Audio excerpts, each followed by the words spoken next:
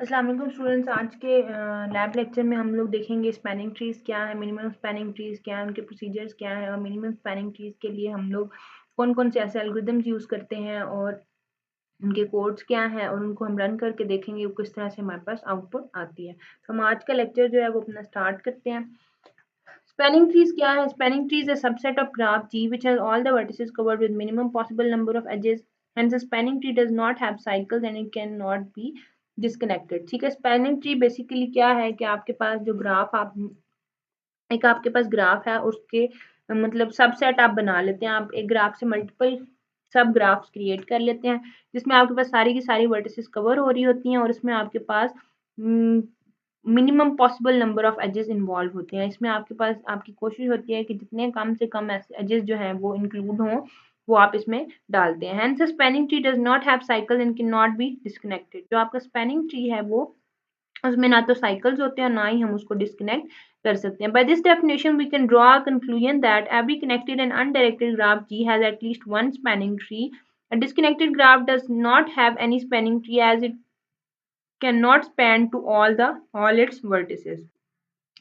अब जो हमारे पास कंक्लूजन अगर हम ड्रॉ करें, जो ऊपर हमने डेफिनेशन डिस्कस की, हम ये कहते हैं कि हमारे पास अगर एक कनेक्टेड अगर हमारे पास जितने भी कनेक्टेड या अनडायरेक्टेड ग्राफ हों तो उसमें क्या है कि हमारे पास एटलीस्ट एक स्पैनिंग ट्री तो ज़रूर होगा ही होगा। ठीक है, डिस्कनेक्टेड जो हमारे पास एक डिस्कनेक्टेड ग्राफ है तो उसमें हमारे पास क्या है कि कोई भी उसका स्पैनिंग ट्री नहीं होगा क्योंकि वो ग्राफ ही अगर डिस्कनेक्टेड है तो वो सारी की सारी वर्टिसेस को तो कवर ही नहीं कर सकता। ठीक है, स्पैनिंग ट्री का तो पर्पज़ यही है कि उसने हमारे पास मिनिमम नंबर ऑफ एजेस हमने उसमें इन्वॉल्व करने हैं और सारी की सारी वर्टिसेस उसने कवर करनी है। ठीक है, अब अगर हम एग्जाम्पल देखें तो हमारे पास क्या है कि ये हमारे पास एक ग्राफ है जी। यहाँ पे देखें, यहाँ पे हमारे पास एक ग्राफ बना हुआ है जी जिसमें सारी ये जो है हमारे पास एक कंप्लीट ग्राफ है जिसमें सारी की सारी वर्टेक्स एक दूसरे से आपस में कनेक्टेड है। ए सी से भी कनेक्टेड है, ए बी से भी कनेक्टेड है, इसी तरह बी ए से भी कनेक्टेड है, बी सी से भी कनेक्टेड है, इसी तरह सी ए से और सी बी से। ये हमारे पास एक कंप्लीट ग्राफ है जिसमें आपके पास every other node is connected to every other node. ठीक है, हर नोड एक दूसरी नोड से कनेक्टेड है। अगर हम इसके स्पैनिंग ट्रीज क्रिएट करें तो स्पैनिंग ट्री देखिए अभी अभी जो ग्राफ है ये हमारे पास एक साइकिल क्रिएट कर रहा है। ठीक है, अगर हम इसको देखें फर्दर तो हाँ, स्पैनिंग ट्री में हमने कहा कि स्पैनिंग ट्री ऐसा ट्री है जिसमें क्योंकि ट्री है ना तो ट्री की डेफिनेशन ये है कि उसमें ना तो साइकिल नहीं होगा और उसमें आपके पास एक सिंगल पाथ होता है किसी भी नोड को एक्सेस करने के लिए, आप मल्टीपल पाथ एक्सेस नहीं कर सकते। ठीक है, तो अगर हम इसका स्पैनिंग ट्री जनरेट करें तो कोई एक लिंक जो है वो हम इसमें से रिमूव करेंगे तो साइकिल इसका खत्म हो जाएगा। अगर हम पहला ग्राफ बना लेते हैं, हम यहाँ से ए से सी से लिंक रिमूव करते हैं तो ए बी और सी देखिए यहाँ पे हम सारी वर्टिसेस को स्पैन जरूर कर सकते हैं। ए से बी और बी से सी पे भी हम जा सकते हैं, इसमें हमने कोई भी वर्टेक्स मिस नहीं की अगर हमने एक एज भी रिमूव कर दिया। इसी तरह अगर इसमें से ये वाला एज रिमूव कर देते हैं तो ए से बी और सी से ए से बी या ए से सी ए से बी भी हम जा सकते हैं, सारी सारी वर्टिसेस इसमें भी कवर हो रही हैं। इसी तरह अगर हम ये वाला एज रिमूव कर दें तो हम ए से सी ए से बी इसमें भी सारी की सारी जो वर्टिसेस हैं उनको हम स्पैन कर सकते हैं। We found 3 spanning trees of one complete graph. ठीक है, अगर हमारे पास एक कंप्लीट ग्राफ हो तो उसमें हमारे पास कितने स्पैनिंग ट्रीज इसके बने हैं? ये हमारे पास 3 स्पैनिंग ट्री बने हैं। A complete undirected graph can have maximum n raised to power n minus 2 number of spanning trees. अब spanning trees कैलकुलेट करने का क्या फॉर्मूला है? अगर तो आपके पास एक कंप्लीट ग्राफ है, जैसे कि ये हमारे पास एक कंप्लीट ग्राफ है, ठीक है, तो आपके पास फॉर्मूला क्या है? n into n minus one two number of n into n minus two number of spanning trees. तो फॉर्मूला क्या है कि आपके पास इस ग्राफ के लिए इतने स्पैनिंग ट्रीज क्रिएट होंगे। n where n is the number of nodes. n क्या है? इसमें आपके पास नंबर ऑफ नोड्स है। n आपके पास नंबर ऑफ नोड्स या वर्टिसेस क्या है? 3। ठीक है, तो 3 raise to power 3 minus two 1 3 की पावर 3। तो इसका मतलब है कि आप 3 की पावर 1 इसका मतलब है 3 स्पैनिंग ट्रीज इस ग्राफ के हमारे पास पॉसिबल है। ये लेकिन ये फॉर्मूला उस केस में एप्लीकेबल होगा, मैं रिपीट कर देती हूँ कि जब आपके पास एक ग्राफ जो है वो कंप्लीट ग्राफ होगा। ठीक है, अब जनरल प्रॉपर्टीज आपके पास स्पैनिंग ट्री की क्या है? We now understand that one graph can have more than one spanning tree. हमें जनरली तो ये पता है कि आपके पास एक ग्राफ जो है उसके एक से ज्यादा स्पैनिंग ट्रीज हो सकते हैं। Following are few properties of spanning tree connected to graph G. A connected graph G can have more than one spanning tree. All possible spanning trees of graph G have the same number of edges and vertices. जितने भी उसके possible spanning trees उस graph के होंगे उसमें आपके पास same number of edges and vertices. ठीक है, आपके पास एक ग्राफ जी है जो कि ओरिजिनल ग्राफ है और उसे आपने एक अगर स्पैनिंग ट्री क्रिएट करना है तो उसमें आपके पास जो नंबर ऑफ एजेस या वर्टिसेस होंगे वो आपके पास सेम होंगे। ठीक है, उसके बाद the spanning tree does not have any cycle और लूप्स। स्पैनिंग ट्री जो है उसके बाद आपके पास कोई भी साइकिल या लूप्स नहीं होंगे। Removing one edge from the spanning tree will make the graph disconnected. अगर आप स्पैनिंग ट्री में से कोई भी एक एज रिमूव करेंगे तो आपके ग्राफ को डिस्कनेक्ट कर देगा। The spanning tree is minimally connected. जो आपका स्पैनिंग ट्री होता है वो आपका मिनिमली कनेक्टेड होता है, फुल कनेक्टेड नहीं होता, जैसे कि यहाँ पे हमने डायग्राम में ऊपर शो किया हुआ है। उसके बाद adding one edge to the spanning tree will create a circuit और loop that spanning tree is maximally acyclic. ठीक है, अब इसमें क्या है कि हम कहते हैं कि अगर आप स्पैनिंग ट्री के अंदर एक एज क्रिएट कर देते हैं तो आपका सर्किट या लूप बना देता है, जिसे हम कहते हैं कि आपका स्पैनिंग ट्री जो है वो मैक्सिमम एसाइक्लिक है। ठीक है, जितने उसमें साइकिल्स हो सकते हैं वो होंगे। मैथमेटिकल प्रॉपर्टी स्पैनिंग ट्री की क्या है? Spanning tree has n minus one edges where n is the number of nodes. ठीक है, स्पैनिंग ट्री के अंदर जो एजेस आएंगे वो आपके पास n माइनस वन आएंगे। For a complete graph by removing maximum e minus n plus one edges we can construct a spanning tree. ठीक है, एक कंप्लीट ग्राफ में से आपके पास मैक्सिमली हम कितने नंबर ऑफ एजेस रिमूव कर सकते हैं उसके लिए फॉर्मूला ये है। एजेस आप बताएंगे, ठीक है, minus n plus one. N आपके नंबर ऑफ नोड्स हैं, प्लस वन आप ऐड करेंगे तो उसमें आप पता चलेगा कि आप अपनी स्पैनिंग ट्री में से मैक्सिमली कितने एजेस जो हैं वो रिमूव कर सकते हैं। Complete graph can have maximum n raised to power n minus two number of spanning trees. अगर आप वैसे एक कंप्लीट ग्राफ है तो उसमें आपके पास n raised to power n minus two number of spanning trees हो सकते हैं। Thus, we can conclude that spanning trees are a subset of connected graph G and disconnected graph do not have spanning tree.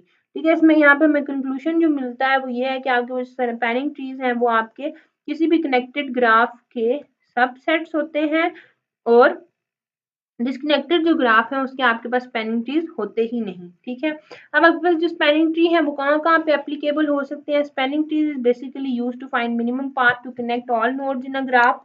ठीक है, spanning tree basically क्या है? आपके पास जो भी आपके पास किसी एक ग्राफ के अंदर जितनी भी नोड्स कनेक्टेड है उनमें मिनिमम पाथ फाइंड आउट करने के लिए हम स्पैनिंग ट्री यूज करते हैं। ठीक है, कॉमन एप्लीकेशंस क्या है? Civil network planning. Network planning में कंप्यूटर नेटवर्क राउटिंग प्रोटोकॉल्स में यूज होते हैं। क्लस्टर एनालिसिस के लिए इन सब चीजों के लिए आपके पास स्पैनिंग ट्रीज यूज होते हैं। Let us understand this through a small example.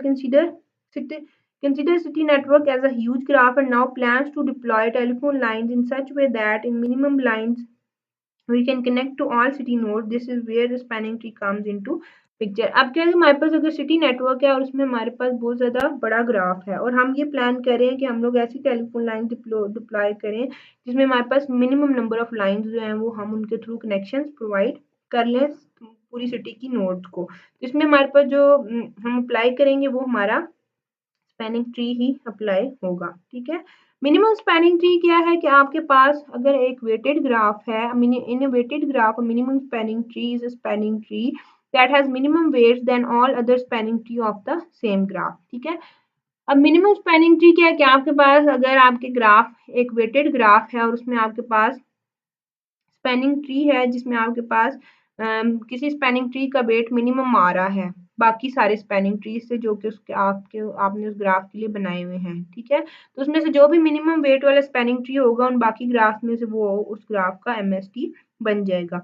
In real world situations this weight can be measured at distance. Real world में अगर हम इसको बात करें तो ये हम इसको कहते हैं कि हम डिस्टेंस मेजर कर रहे हैं। कंजेशन, ट्रैफिक लोड और any arbitrary value denoted to the edges.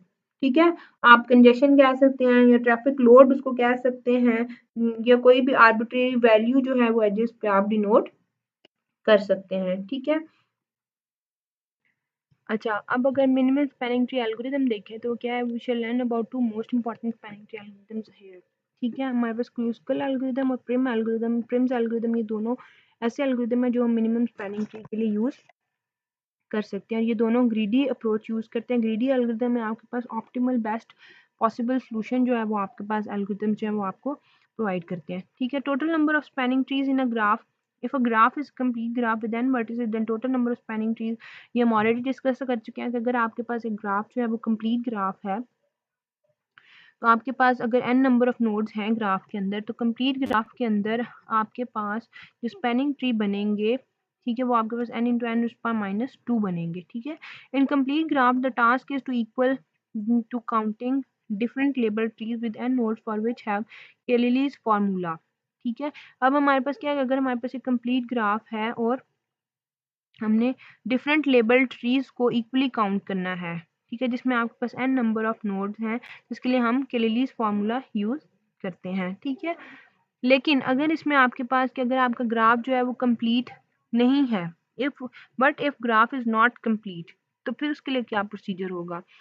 Graph अगर कंप्लीट है और आपके पास ट्रीज जो हैं वो डिफरेंटली लेबल्ड हैं, ठीक है, काउंटिंग जो है वो उनकी डिफरेंट है, लेबलिंग डिफरेंट हुई भी है, तो आपके पास n नंबर ऑफ नोड उसमें इन्वॉल्व है, तो आप क्लियरली फार्मूला यूज़ करेंगे। लेकिन अगर आपके पास ग्राफ कंप्लीट नहीं है और आपके पास डिफरेंट लेबल्ड ट्रीज को आपने काउंट करना है, तो आपके पास आप ये प्रोसीजर यूज़ करेंगे। Following the given procedure create a decency matrix for the given graph, आप उस ग्राफ के लिए डिसेंसी मैट्रिक्स क्रिएट करेंगे। ठीक है, step two replace all the diagonal elements with the degree of nodes, जितने भी आपके पास डायगोनल एलिमेंट्स हैं आपने उन नोड्स पे जो भी उन नोड्स की डिग्री होगी उनके साथ आपने उन वैल्यूज को रिप्लेस करना है। For example, element at one position of adjacency matrix will be replaced by the degree of node 1।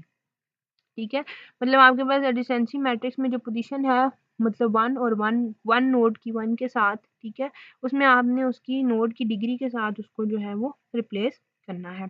Element है टू पोजीशन, जो भी एलिमेंट आपके पास एडिसेंसी मैट्रिक्स में टू पोजीशन पे है उसमें आपने उसको उस नोड की degree degree replace by the degree of node two and so on, मतलब आपने नोड टू की जो डिग्री होगी उसके साथ आपने इसको रिप्लेस करना है। Replace all non diagonal ones with minus one, आपके पास जो भी नॉन डायगोनल वैल्यूज हैं आपने उनको वंस के साथ, नॉन डायगोनल वैल्यूज पे जो वन आ रहे हैं आपने उनको माइनस वन के साथ रिप्लेस करना है। आपने किसी भी एलिमेंट के लिए उसका को फैक्टर कैलकुलेट करना है। ठीक है, द को factor that you get is the total number of spanning tree for that graph, जो को फैक्टर आएगा वो आपको ये बताएगा कि आपके पास कितने total number of spanning trees जो है वो इस ग्राफ के लिए क्रिएट होंगे। ठीक है, अब हम लेट्स सपोज करते हैं कि हमारे पास एक ग्राफ है जिसकी हमने डिसेंसी मैट्रिक्स बनानी है। अब डिसेंसी मैट्रिक्स जो हमने बनानी है तो उसमें हमने क्या कहा है, अब देखिए हमने कहा कि आपने जो भी डायगोनल एलिमेंट्स हैं उनको आपने किस पे, ये जो डायगोनल पे वैल्यूज आ रही हैं, ठीक है, मतलब वन की वन के साथ क्या वैल्यू है, टू की टू के साथ, थ्री की थ्री के साथ और फोर की फोर के साथ, मतलब साइकिल आपने चेक करना है एक्चुअली, इसमें साइकिल नोड से नोड पे तो वैल्यू खत्म नहीं हो रही। ठीक है, तो उनकी जो एलिमेंट्स की पोजीशन है आपने उनकी जो नोड की डिग्री होगी उसको आपने उस नोड की डिग्री के साथ रिप्लेस कर देना है। ठीक है, अब आपके पास वन से वन जो डिस्टेंस है वो आपके पास जीरो है, इसी तरह टू से टू जो है जीरो है, थ्री से थ्री जीरो है, फोर से फोर जीरो है। ठीक है, हमने इसको फिल कर दिया। उसके बाद जो भी नॉन डायगोनल वैल्यूज हैं उन पे आपने जो है वो, जैसे हमने डिसेंसी मैट्रिक्स बनाई है तो इसमें हमने वन से टू का लिंक है नहीं है, ठीक है, हमने नहीं लिखा। वन से थ्री है तो एक लिंक है इसलिए हमने लिख दिया। वन से फोर एक लिंक है, लिख दिया। उसके बाद टू से टू कोई भी नहीं है, टू से वन भी कोई नहीं है, ठीक है, टू से थ्री है एक लिख दिया। टू से फोर है तो एक लिंक है, हमने लिख दिया। उसके बाद थ्री से वन जो है वो हमारे पास एक लिंक है, थ्री से टू भी एक लिंक है, थ्री से फोर भी एक लिंक है, थ्री से थ्री तो कोई भी नहीं है। इसी तरह फोर का भी वन के साथ है, टू के साथ भी और थ्री के साथ भी है, तो हमने वो लिख दिया। हमने यहाँ पर डिसेंसी मैट्रिक्स बना ली। अब हमारे पास नेक्स्ट स्टेप क्या है कि जितनी भी नॉन डायगोनल वैल्यूज हैं जिस पे वन आ रहा है उसको हमने माइनस वन के साथ रिप्लेस कर दें। अब जितनी भी हमारे पास नॉन डायगोनल वैल्यू आ रही हैं उसमें हमने उन सब को माइनस वन के साथ रिप्लेस कर दिया। ठीक है, अच्छा, अब स्टेप टू में हमने क्या करना था, जितनी भी नॉन डायगोनल वैल्यूज थी उन पे हमने माइनस वन रिप्लेस कर दिया। अब उसने कहा जी स्टेप 2 पे उसने कहा कि जितनी भी आपके पास 1-1 या 2-2 पे पोजीशंस आ रही हैं, 3-3 पे आ रही हैं, 4-4 पे आ रही हैं, हमने इनिशियली तो मैट्रिक्स बनाई थी जिसमें हमने सिंपल लिंक्स लिखे थे। लेकिन स्टेप 2 के अकॉर्डिंग वो क्या कह रहा है कि आपने 1-1 को 2-2 को 3-3 को उनकी डिग्रीज से रिप्लेस करना है, नोड की डिग्री से। ठीक है, तो अगर हम 1 की डिग्री चेक करें तो 1 की डिग्री 2 आ रही है क्योंकि 2 नोड जो हैं वो उसके साथ कनेक्टेड हैं। ठीक है, 3 और 4। इसी तरह अगर हम 2-2 वाली नोड की डिग्री चेक करें तो 2-2 के साथ भी जो है वो 2 लिंक्स क्रिएटेड है। इसी तरह 3 की अगर आप चेक करें तो 3 की डिग्री जो है वो 3 है, इसके साथ 3 नोड्स एडजेसेंट है। 4 के साथ आप चेक करें तो इसकी डिग्री भी 3 आ रही है, इसमें हमारे पास 3 जो एजेस हैं वो इसके साथ कनेक्टेड है। ठीक है, हमने जो हमारी मैट्रिक्स अब बन गई है 2 और 3 स्टेप अप्लाई करने के बाद वो इस तरह से बन गई है। ठीक है, 3 स्टेप पे हमने क्या किया, जो भी नॉन डायगोनल वैल्यूज थी जिन पे 1 आ रहे थे उनको हमने -1 से रिप्लेस कर दिया। ठीक हो गया। The cofactor for 1-1 is 8। अब हमने को फैक्टर जो है वो कैलकुलेट करना है। Hence total number of spanning tree that can be formed is 8। ठीक है, अब हम को फैक्टर कैलकुलेट करेंगे कि हम जो है वो किसी भी नोड का को फैक्टर कैसे कैलकुलेट कर सकते हैं। Note cofactor for all element will be same, hence we can compute cofactor for any element of matrix. The cofactor in mathematics is used to find the inverse of matrix adjoint. The cofactor is the number you get when you remove the column and row of the designated element in a matrix. ठीक है, जब हम को factor 1-1 का find out करेंगे तो हम जो है वो उस रो या कॉलम को वहां से रिमूव करेंगे और फिर हम उसके थ्रू उसका जो है को फैक्टर फाइंड कर सकते हैं। ठीक है, which is just a numerical grid in form of rectangular और square. The cofactor is always preceded by a positive और नेगेटिव साइन। को फैक्टर आपका पॉजिटिव भी हो सकता है और नेगेटिव भी हो सकता है। ठीक है, let A be n n into x matrix. A जो है वो हमने एक मैट्रिक्स लिया एन क्रॉस एन की। Let M I J be the n-1 into n-1 matrix. M I J जो है वो हमने कहा n-1 मैट्रिक्स हमने ले ली जिसमें हमने ith रो और jth कॉलम जो है वो डिलीट कर चुके हैं। देन DET MIJ, ठीक है, related MIJ is called the minor of AIJ. The cofactor AIJ of AIJ is defined as AIJ is equal to -1 into I plus adjoint of deleted matrix IJ. ठीक है, अब इसमें -1 I plus J DT MIJ, हम इसको देखते हैं कि हम इसको कैसे कोफैक्टर जो है वो कैसे कैलकुलेट करते हैं। ये हमारे पास एक फॉर्मल डेफिनेशन थी। अब अगर हमने को फैक्टर कैलकुलेट करना है तो आपने इसमें आई जे बताना है। ठीक है, ये जो आई प्लस जे, ठीक है, और आपने जो आपके पास मैट्रिक्स है जिसमें से आपने वो रो कॉलम डिलीट किए हुए हैं वो आपने उसका को फैक्टर कैलकुलेट करना है। अब हमारे पास अगर हम यहाँ पे जो को फैक्टर कैलकुलेट कर रहे हैं वो इस थर्ड रो और सेकंड कॉलम का करें, मतलब थर्ड रो और सेकंड कॉलम हम इसमें से डिलीट कर देंगे। ठीक है, third row second column delete करेंगे तो हमारे पास जो मैट्रिक्स बनेगी 2 0 -1 और 4 बनेगी। तो द माइनर ऑफ ए 32, अब माइनर क्या है इसका ए 32 का, वो क्या है कि आपके पास 2 इंटू 2 मैट्रिक्स बन गई है। ठीक है, 2 रोज और 2 कॉलम्स बन गए, सिंस द मैट्रिक्स आपके पास क्या है ट्रायंगुलर आ गई है। The determine is the product of the diagonal, जो आपका डिटरमिन आपने लेना है वो आपके डायगोनल्स का प्रोडक्ट आ जाएगा। 2 इंटू 4 8 आ जाएगा। यहाँ पे डिटरमिन है आपके उस मैट्रिक्स आई जे का। ठीक है, -1 I plus J determinant of M I J. अब आपका डिटरमिन क्या आएगा, डायगोनल्स का मैट्रिक्स आ गया, डायगोनल्स का प्रोडक्ट आ गया 4 इंटू 2 8। ठीक है, यहाँ पे वैल्यूज पुट करेंगे -1 3 प्लस 2 8 इज इक्वल टू -8 16 -3। ठीक है, आपके पास क्या आ, आपके पास 3 प्लस 2 जो जे ये आपके पास 8 इंटू -1 आप करेंगे तो ये आपके पास -8 आ जाएगा। अगर हम ऊपर वाली एग्जांपल में आपके पास अगर हम उसका निकालें को फैक्टर 1-1 का, ठीक है, 1-1 का निकालें तो मतलब फर्स्ट रो हम डिलीट करेंगे और फर्स्ट कॉलम डिलीट करेंगे तो हमारे पास जो बच जाएगी मैट्रिक्स वो 2 -1 -1 -1 3 -1 -1 -1 3। डायगोनल को आप मल्टीप्लाई कर लें। ठीक है, आपके पास इसका जो को फैक्टर है वो आ जाएगा। ठीक है, अब हमारे पास ये 3 क्रॉस 3 की मैट्रिक्स बन जाएगी जिसमें हमारे पास 3 रोज और 3 कॉलम्स आ जाएंगे। तो इस तरह से हम जो है वो अपना जो हमारे पास टोटल नंबर जो आपके पास स्पैनिंग ट्रीज हैं को फैक्टर 1-1 का जो है वो 8 आएगा।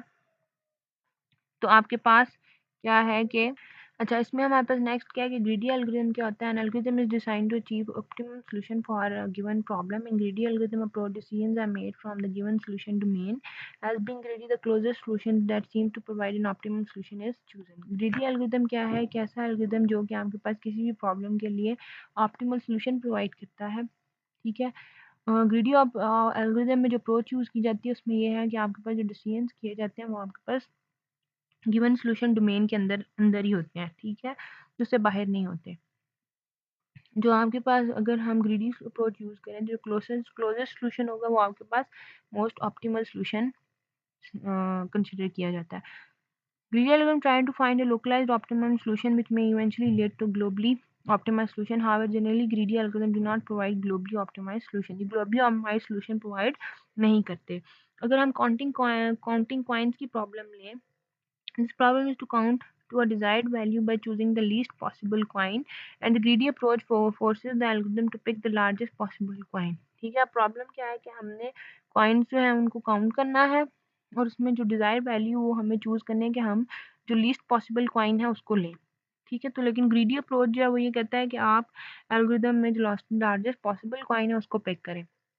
अगर हमारे पास कॉइन्स है 1 2 5 और 10 के कॉइन्स हैं और हमने काउंट करना है 18, तो ग्रीडी प्रोसीजर आपको क्या कहेगा कि आप एक 10 वाला कॉइन लें और रिमेनिंग काउंट जो है वो आपके पास 8 होगी। ठीक है, उसके बाद आप क्या करें, एक कॉइन 5 वाला सिलेक्ट करें जिसमें आपके पास काउंट जो रिमेन रह जाएगा वो 3 रह जाएगा। Though it seems to be working fine for this count, we need to pick only 4 coins, but if we slightly change the problem, then the same approach may not be able to produce the same optimum result. अब इसमें कहता है कि हमारे पास जो हमने coin select करने थे, ठीक है, अब उसमें एक तो ऑप्शन ये है कि हम पहले 10 वाला कॉइन सेलेक्ट करें, रिमेनिंग जो हमारे पास काउंटिंग रहेगी क्योंकि टोटल हमने 18 करना है। ठीक है, रिमेनिंग जो काउंट है वो हमारे पास 8 रह गया।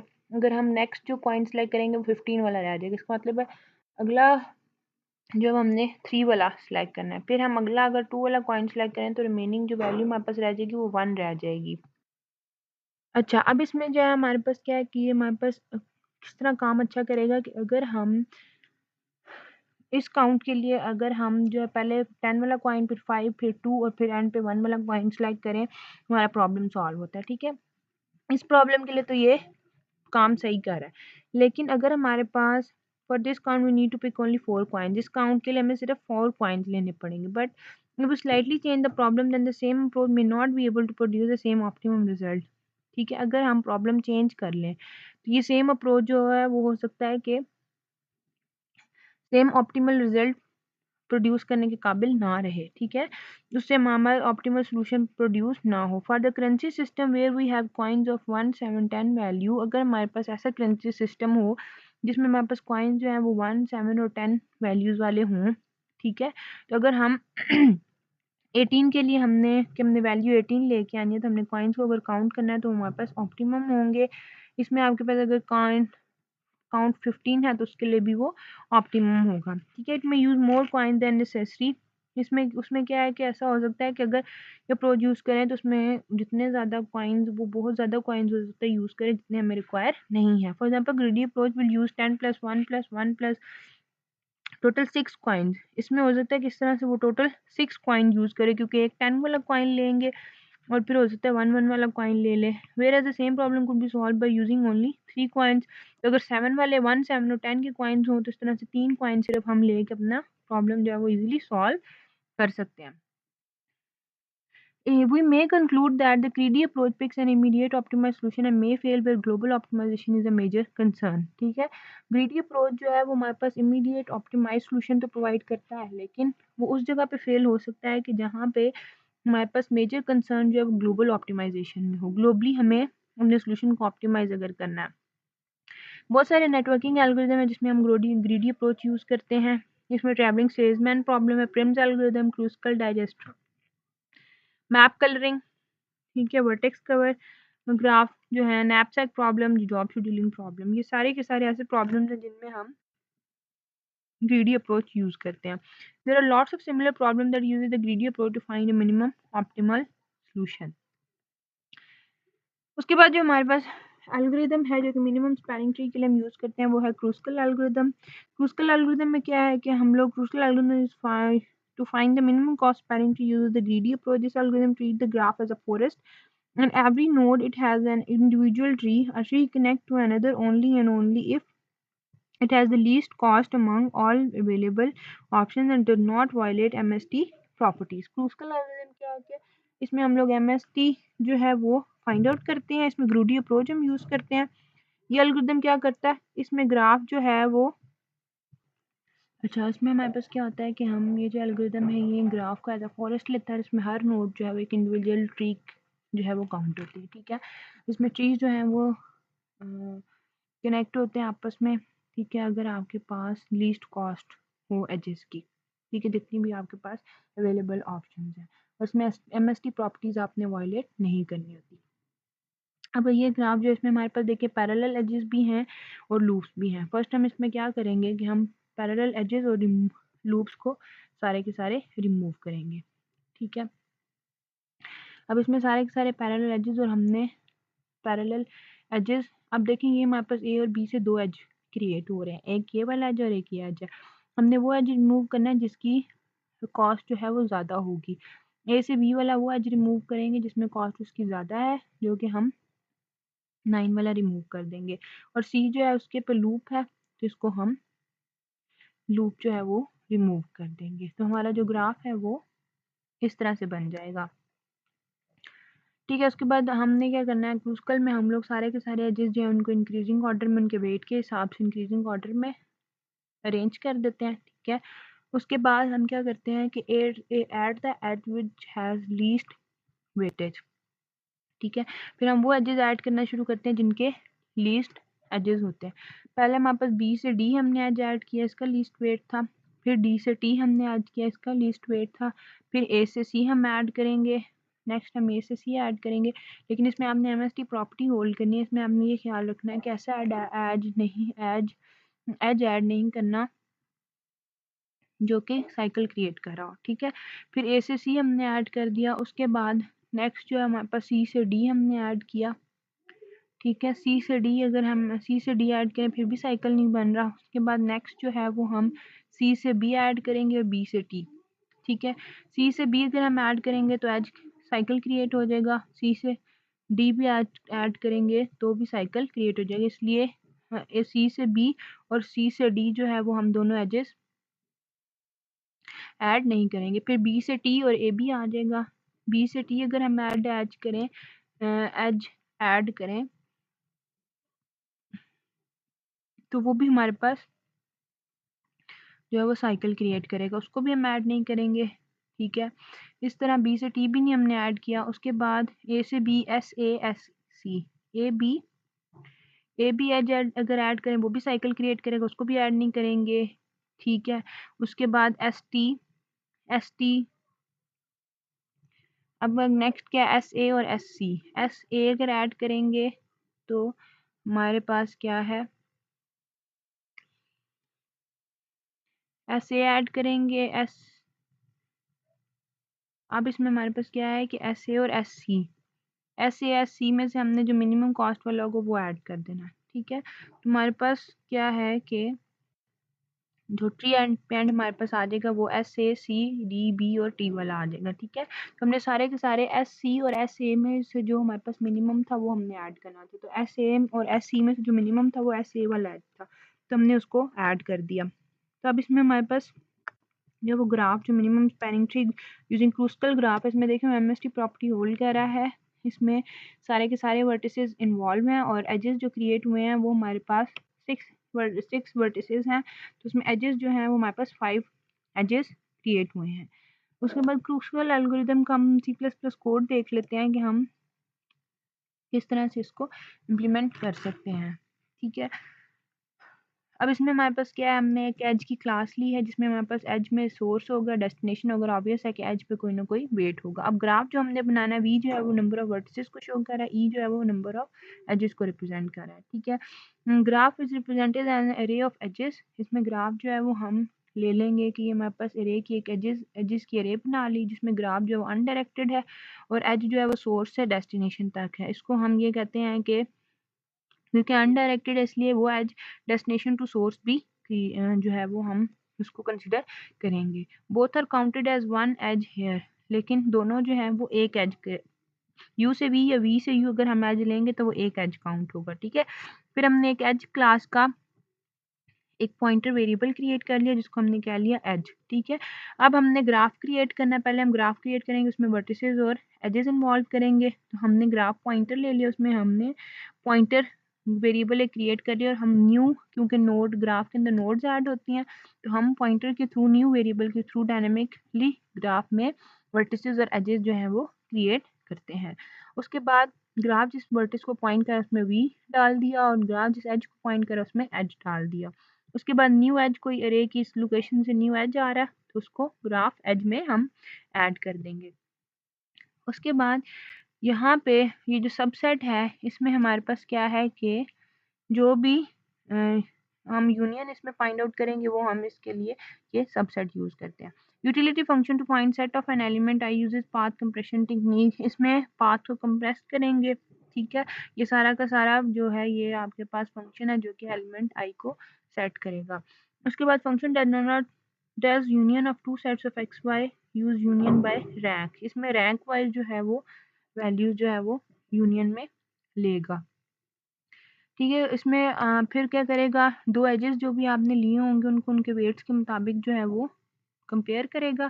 तो यहाँ पे क्यू सॉर्टिंग जो है वो एजेस के रे की सॉर्टिंग करेगा, क्योंकि हमने कहा था कि हम एजेस को सॉर्टिंग असेंडिंग ऑर्डर में सॉर्ट करके डालते हैं। ठीक है, अब ये मेन फंक्शन है जो कि क्रूस्कल मिनिमम स्पैनिंग ट्री क्रिएट करेगा। इसमें हमने वी में ग्राफ पॉइंटर वेरिएबल डाल दिया है। ठीक है, यहाँ पे ये जो अरे है रिजल्ट वी की, आपके पास एच टाइप का जो है वो स्टोर करेगी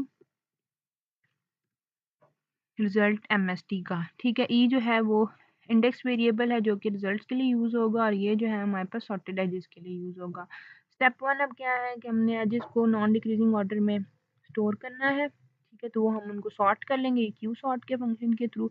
फिर हम सभी सबसेट्स में जो हमने क्रिएट करने हैं उसमें हमने मेमोरी एलोकेट करनी है। फिर आपके पास जो भी नंबर ऑफ एजेस आपने लेने हैं वो हमारे पास b-1 के इक्वल होने चाहिए। ठीक है, उसके बाद हमारे पास इस तरह से हम कंपेयर करते चले जाएंगे। स्टेप टू में हम वो स्मॉलेस्ट एज लेंगे जो कि हमारे पास सब एजेस में से स्मॉलेस्ट होगा। ठीक है, सेंडिंग ऑर्डर में जब अगर आपने उसको सॉर्ट किया हुआ है, फिर आपने रिजल्ट में एमएसटी के कंटेंट्स प्रिंट कराने हैं तो हम ये सी आउट की स्टेटमेंट लिखेंगे, लूप चला लेंगे और अरे के थ्रू आइटरेट करके हम minimum cost spanning tree print करा लेंगे। Let us create following weighted graph. यहाँ पे हमारे पास ये जो ग्राफ है ये हमारे पास प्रिंट होगा। ठीक है, अब इसमें हमारे पास क्या है, v is equal two vertices हमारे पास नंबर 4 है और e जो है वो 5 है। ये हमारे पास एजेस हैं, डायग्राम थोड़ी सी डिस्टर्ब हुई हुई है। बहरहाल इसमें हम ग्राफ क्रिएट करेंगे v1 ऐड एज 0 to 1, 0 से 1 एक एज ऐड होगा जिसमें सोर्स 0 है, डेस्टिनेशन 1 है और वेट इसका 10 है। अगर हम ग्राफ को देखें तो 0 से 1 एक एज ऐड होगा जिसमें वेट जो है वो 10 है। फिर 0 से 2 एक एज ऐड होगा, 0 से 2 एक एज ऐड होगा जिसका वेट जो है वो 6 होगा। ठीक है, फिर 0 से 3 एक एज ऐड होना है जिसका वेट जो है हमारे पास 5 होगा और फिर 1 से 3 एक एज ऐड होना है जिसका वेट जो है वो हमारे पास 15 होगा। ठीक है, तो इस तरह से हमारा ग्राफ जो है वो क्रिएट, इस तरह 2 to 3 एज क्रिएट होगा जिसका वेट 4 है। यहाँ पे हमारे पास ये स्टेटमेंट के साथ में ऐड हो गया। यहाँ पे देखिए ये 2 to 3 एक एज ऐड होना है जिसका वेट 4 है। ठीक है, उसके बाद हम यहाँ पे अपना फंक्शन जो है वो क्रूस्कल एमएसटी ग्राफ का फंक्शन कॉल करेंगे और ये रिकर्सिव कॉल करके फंक्शन जो है वो हमें वैल्यूज प्रिंट करके देगा। अच्छा, अब हम इस कोड को रन करके देखते हैं सी प्लस प्लस में ये हमारे पास क्या आउटपुट देता है। ठीक है, तो ये हमारे पास पूरा का पूरा कंप्लीट हमने कोड लिख लिया जो हमने वहाँ पर डिस्कस किया है। ठीक है, ये उसका हमारे पास मेन फंक्शन आ गया है। हमने इस तरह से ग्राफ जो है वो क्रिएट करना है। अच्छा, अब हमारे पास हम इसको अगर रन करके देखें the following are the edges in the constructed MST. देखें हमने जो वैल्यू दी थी आपके पास 0 से 1 एज है जिसकी वेट 10 है, फिर 0 से 2 एक एज है, 0 से 0 से 2 जो है वो हमारे पास एक एज है जिसका वेट 6 है, फिर 0 से 3, ठीक है, और 2 से 3 जिसका वेट 4 है। हमारे पास ये जो ग्राफ बना है ये हमारे पास मिनिमम कॉस्ट स्पैनिंग ट्री बन गया है। ठीक है, तो हमारे पास नंबर ऑफ वर्टिसेस ग्राफ में हमने 4 लिए हैं और एजेस जो है वो ग्राफ में हमारे पास 5 है। मिनिमम कॉस्ट स्पैनिंग ट्री जो हमारे पास 19 आ गया है। उसके बाद हम नेक्स्ट एल्गोरिदम अपना डिस्कस करते हैं जो कि हमारा है प्रिम्स एल्गोरिदम। ठीक है, प्रिम्स में सेम क्रूस्कल में हम लोग एजेस जो है वो सॉर्टेड ऑर्डर में लिख लेते हैं, लेकिन प्रिम्स में हम क्या करते हैं कि प्रिम्स में हम प्रिम्स एल्गोरिदम में क्या है, minimum cost spanning tree find out करते हैं जैसे क्रूस्कल में करते हैं, लेकिन इसमें भी ग्रीडी अप्रोच यूज करते हैं। प्रिम्स एल्गोरिदम में हम लोग जो है वो shortest path first algorithm select करते हैं। ठीक है, इसकी शॉर्टेस्ट पाथ फर्स्ट एल्गोरिदम के साथ बहुत ज़्यादा सिमिलैरिटी है जो कि आपका डाइजेस्ट्रा एल्गोरिदम है। Prim's algorithm in contrast with Kruskal algorithm treat the nodes as a single tree and keep on adding new nodes to the spanning tree from the given graph. अब Prim's algorithm क्या करता है, क्रूस्कल algorithm के बजाय ये nodes को treat करता है एज अ सिंगल ट्री और नोड्स को ऐड करता चला है स्पैनिंग ट्री में गिवन ग्राफ से। ठीक है, क्रूस्कल एल्गोरिदम को अंडरस्टैंड करने के लिए हम यही ग्राफ लेंगे जिसमें हमारे पास पहला काम क्या है कि हम इसमें भी पहले लूप्स और अपने जो है अच्छा, इस ग्राफ में भी हम लोग पहले जो हमारे पैरेलल एजेस और लूप्स रिमूव करेंगे, सेम वही काम करेंगे इस एल्गोरिथम में भी हम लोग वो पैरेलल एज रिमूव करेंगे जिसकी वेट जो है वो मैक्सिमम होगा। अब इसमें से 6 और 9 में से वेट जो है वो 9 वाले का मैक्सिमम है, 9 वाला हम रिमूव कर देंगे। इसी तरह इसमें साइकिल है तो इस नोड से भी हम ये लूप रिमूव कर देंगे। अब ग्राफ जो है वो हमारा after removing parallel edges and parallel edge and cycle this। अब हम इसमें से कोई भी आर्बिट्रेरी नोड स्टार्टिंग वर्टेक्स ले लेंगे, एस ले लेंगे। ठीक है, एस के आगे एडजेसेंट चेक करेंगे, एडजेसेंट के फिर हमारे साथ जो भी मिनिमम उनमें से वेट वाली होगी वैल्यूज को हम ट्री के अंदर ऐड करें। एस के एडजेसेंट ए और सी है, इसमें से मिनिमम जो एज वेट है वो 7 है तो हम एस के साथ 7 को ट्री के अंदर ऐड कर देंगे। उस तरह फिर ए के एडजेसेंट चेक करेंगे और एस के एडजेसेंट भी दोबारा रिमेनिंग चेक करेंगे। ए के एडजेसेंट सी है, बी है और एस है, एस ऑलरेडी एडेड है तो इसमें से आप ए बी सी और में से एस और सी है, एस के एडजेसेंट सी है और ए के एडजेसेंट भी सी है, इन दोनों में चेक करें जिसका मिनिमम वेट होगा वो ऐड हो जाएगा। ठीक है, इन सब में से मिनिमम वेट वाली जो है वो सी है, ए से सी जो है वो एज हम ट्री के अंदर ऐड कर देंगे। इसी तरह ए से सी हो गया। उसके बाद हमारे पास क्या है, नेक्स्ट जो है वो हम सी के एडजेसेंट चेक करेंगे, एस से ऑलरेडी एडेड है, ए है वो भी ऑलरेडी एडेड है, इसके एडजेसेंट डी बी है। इन सब में से चेक करें कौन सी वैल्यू मिनिमम है, डी वाले तो ये वाला एज जो है वो हम ट्री के अंदर ऐड कर देंगे। सी से डी एक एज ऐड हो जाएगा। उसके बाद हमारे पास डी के एडजेसेंट टी बी है, इन दोनों के वेट्स जो है वो ये ऑलरेडी एडेड है, एस से सी मिनिमम नहीं है मैक्सिमम है, अगर इसको ऐड भी करेंगे तो लूप क्रिएट होगी। ठीक है, इसके बाद सी से डी, डी से टी बी, इन दोनों के सेम वेट है, दोनों में से कोई पहले ऐड कर ले। हम डी से बी ऐड कर लेते हैं 2, बी से फिर एडजेसेंट चेक करें, ए है सी है, इनमें से जो मिनिमम वैल्यू है वो है 5 एज वाला या डी। ठीक है, फिर ये डी से टी ऐड हो जाएगा क्योंकि डी से टी भी एज रहता है। ठीक है, डी से टी ऐड हो जाएगा। नंबर ऑफ वर्टिसेस हमारी प्रिम्स एल्गोरिथम में भी आपने सारी की सारी वर्टिसेस जो है वो आपके स्पैनिंग ट्री के अंदर सेम ही रहेंगी। ठीक है, नंबर ऑफ एजेस जो हैं वो आपके पास -1 होंगे। 6 नोड्स हैं तो आपके पास 5 एजेस क्रिएट होने चाहिए। ठीक है, ये हमारे पास एल्गोरिदम है आपके रजिस्टर एल्गोरिदम का कि पहले हम जो है वो क्या करते हैं, एमएसटी सेट बना लेते हैं जिसमें हम सारी की सारी वर्टिसेस एमएसटी में इंक्लूडेड होती हैं। ठीक है, फिर की वैल्यू सारी वर्टिसेस को देते हैं और की वैल्यू से इन्फिनिटी से इनिशियलाइज करते हैं। ठीक है, और 0 जो स्टार्टिंग वर्टेक्स होती है उसकी वैल्यू 0 होती है। ठीक है, जिसको हम फर्स्ट पिक करते हैं।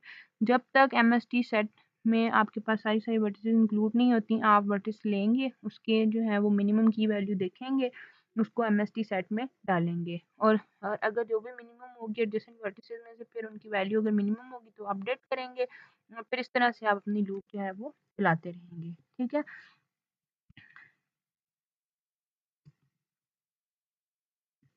अगर हम इस कोड को रन करके देखें तो हमारे पास ये कोड जो है वो आउटपुट क्या देता है, अब यहाँ पे देखें तो हमारे पास ये देखें 0 से 1 आ जाए जिसका वेट 2 है, 1 से 2 3, 0 से 3 6 और 1 से 4 5। ये सारी वो नोड्स हैं जो उसने मिनिमम वेट स्पैनिंग ट्री के अंदर जो है using Prim's algorithm add add की हैं। ठीक है, तो इस तरह से हम अपने प्रिम्स एल्गोरिदम में क्रूस्कल एल्गोरिदम यूज करते हैं ताकि हम मिनिमम स्पैनिंग ट्रीज जो है वो फाइंड आउट कर सकें।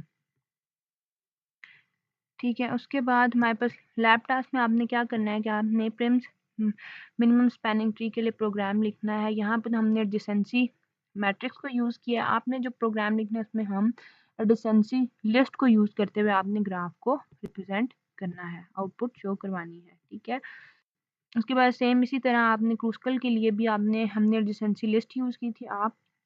हमने एडजेसेंसी मैट्रिक्स यूज़ की थी, आप एडजेसेंसी लिस्ट यूज़ करते हुए अपने ग्राफ को रिप्रेजेंट करवाएंगे। इस तरह आपने मिनिमम स्पैनिंग ट्री के लिए एक प्रोग्राम लिखना है जो कि मिनिमम स्पैनिंग ट्री क्रिएट करेगा जिसमें प्रायोरिटी क्यू और अरे लिस्ट इन्वॉल्व होगी। ठीक है, इन 2 तरीकों से आपने ये इम्प्लीमेंट करना है। Thank you so much.